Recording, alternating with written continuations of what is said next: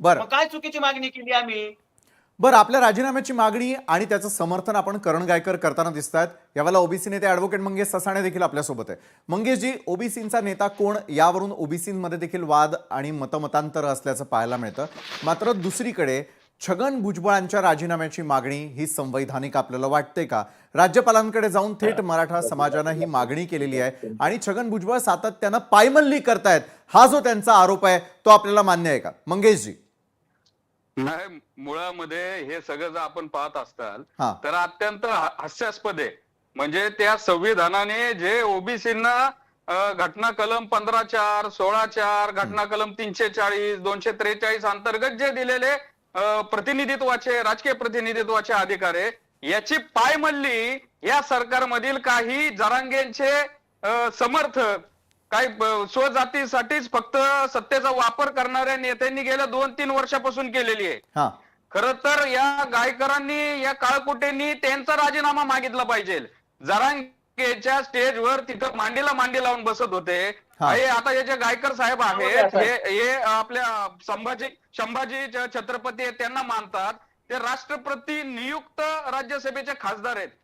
मग मला सांगा, त्यांनी तिथं येऊन मांडीला मांडी लावून बसणं जरांगेंच्या, आणि ओबीसीच्या आरक्षणामधूनच आरक्षण पाहिजे, ईडब्ल्यूएसच्या आरक्षणावर हे कोण बोलत नाहीत. त्यावेळेस मग तुमचे संविधानिक अधिकार, संविधानिक काय ते आपण जे म्हणतो की तुमच्या संविधानिक अधिकार, तुमच्या काय आपण सतसत विवेक बुद्धी तिथं कुठं जाती हो तुमची? आता जरांगेंचं 2 सप्टेंबरला त्यांच्या स्टेजवर जे अंबादास दानवे, तर त्यांना पत्रकार विचारत होते की तुम्ही इथं काय पक्षाची भूमिका मांडायला आला का? ते म्हणले नाही, मी माझ्या जातीसाठी आलोय. तिथं सुप्रिया सुळे येतात, तिथं विखे पाटील तिथं येऊन तो गुलाल उधळतात, मनोज जरांगे की जय म्हणतात. जो जी आर ओबीसींचा घात करणार आहे, यांच्यामध्ये हिंमत आहे का या आमदारांना, खासदारांना, मंत्र्यांना विचारायचं? करण गायकरजी, मग सर्वच मंत्र्यांना एक सारखाच निर्णय घ्यावा आणि एक सारखीच ट्रीटमेंट मिळावी. त्यांना राजीनामा, त्या विखे पाटील शाल पांघरतात ना त्या मनोज जरांगेकडे जाऊन, घ्या ना त्यांचा करणजी बोला. मग भुजबळ दिसतात तुम्हाला? सगळ्यांनी राजीनामा झाला असेल तर मी बोलतो तुमच्या प्रश्नांची. सर करणजी उत्तर द्या. उत्तर देतो. अहो, महाराष्ट्र राज्याचे मुख्यमंत्री देवेंद्रजी फडणवीस यांनी मराठा आरक्षण उपसमिती नेमलेली आहे. राधाकृष्ण विखे पाटील हे त्या मराठा आरक्षण उपसमितीचे अध्यक्ष आहेत. त्यांच्यावर राज्य सरकारने म्हणजे कॅबिनेटने निर्णय घेऊन त्यांच्यावरती जबाबदारी दिली, म्हणजे त्याला ऑथेंटिक दिली. आपल्याकडे कॅबिनेटला मान्यता आहे सर. एखादा निर्णय घ्यायचा असेल तर राज्याचं कॅबिनेट मंत्रिमंडळ त्या ठिकाणी निर्णय घेतं. राधाकृष्ण विखे पाटील त्याच्या अगोदर कधीच नाही आले साहेब. इतर नेते मंडळींचं काय करणजी? रात्री आणि ऐका, राधाकृष्ण 2024 मध्ये रात्री 2 वाजता भेटलेले आहेत मनोज जरांगेंना. फोटो दाखवू का आता? भेटलं. बरं, त्यांनी म्हटलं का? बरं, त्यांनी एक मिनिट, त्यांनी अशी भूमिका घेतली का ओबीसीचं आरक्षण काढून मराठ्यांना द्या, असं एकदा तरी राधाकृष्ण विखे पाटील म्हटले का? अहो, भुजबळ साहेब म्हणतात मराठ्यांना येऊच देणार नाही.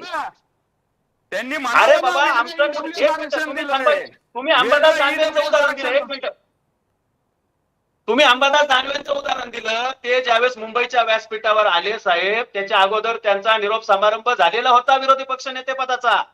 तुम्ही अभ्यास करून बोला. आम्ही तुम्हाला अंबादास दानवे हे बघा, फक्त मंत्री शपथ घेतो का? आमदार खासदार शपथ नाही घेत. आमदार खासदार राजीनामा घ्या ना आमदार खासदारांचा. त्या विवेक पंडितचा घ्या, ते संदीप क्षीरसागरचा घ्या, प्रकाश सोळंकेचा घ्या. टोपी घालून जातात मराठा समाजाच्या. मला एक सांगा, कुठल्या मराठा समाजाच्या आमदारांना असं म्हटलंय ओबीसी समाजाचं आरक्षण काढून घ्या आणि मराठ्यांना त्याच्यात घाला, असा एक तरी आमदार सांगा? मग भुजबळ कुठं म्हणले सांगा ना. घ्या म्हणून? भुजबळ साहेब कधी म्हणले काढून घ्या?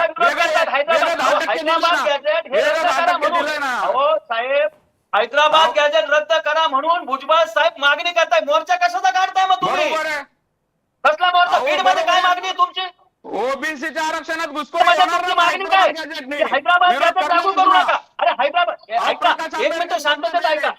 आदरणीय छगन भुजबळ साहेबांनी सांगितलं होतं, ज्याच्या कुणबी नोंदी आहेत तो ते प्रमाणपत्र मिळवण्यासाठी अधिकार युक्त आहे. मग आता हैदराबाद गॅजेट मध्ये मागणी काय केली की त्या ठिकाणी ज्या लोकांच्या नोंदी सापडतील त्यांना कुणबीचं प्रमाणपत्र द्या. अहो, याच्यामध्ये त्याच्यामध्ये पोहोचून, अहो तुम्ही माझं एक गोष्ट लक्षात घ्या, बबनराव तायवाडेंचं स्टेटमेंट ऐका. ते तुमच्या ओबीसी महासंघाचे अध्यक्ष आहेत. त्यांनी सुद्धा आमचे नेते सांगितलं नेते. की हैदराबाद आमचे नेते गॅजेटमुळे कुठेही ओबीसीला धक्का लागत नाही. अरे मग तुम्हाला सांगू काय का मी? पोटसूळ उठली? सांगतो ना. मंगेशजी, सांगतो मी ना. आपल्याकडे सांगा ना. उत्तर घेणारच आहे. मात्र मूळ मुद्दा हाच आहे की पुन्हा एकदा राजकीय नेते मंडळी जातीचं कार्ड खेळताना दिसत आहे का, आणि जातीवरूनच पुन्हा एकदा त्यांच्या राजीनाम्याची मागणी होताना दिसते का? कारण एखाद्या समाजाचं रिप्रेझेंटेशन करत असताना दुसरीकडे मंत्रीपद हे घेतल्यानंतर तुम्ही राज्याचे होता याचा देखील आमदार असतील, खासदार असतील किंवा नेते मंडळींना कुठेतरी विसर पडतो का? कारण शपथ प्रत्येकानं घेतलेली असते. मग याची जबाबदारी नेमकी कोण घेणार? या अनुषंगानं करण गायकर आणि मंगेश ससाणे यांच्याबरोबरची ही चर्चा अशीच सुरू राहिली. एका छोट्याशा ब्रेक नंतर